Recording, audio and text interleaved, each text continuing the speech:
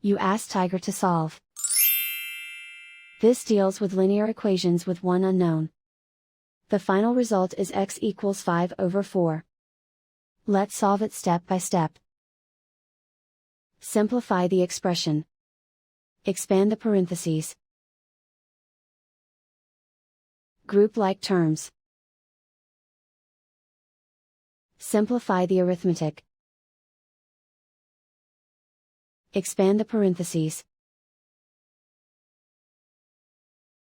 Group all x terms on the left side of the equation. Add 5x to both sides. Group like terms. Simplify the arithmetic. Group like terms. Simplify the arithmetic. Group all constants on the right side of the equation. Add 8 to both sides. Simplify the arithmetic.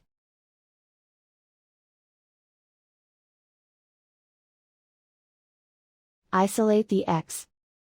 Divide both sides by 8. Simplify the fraction.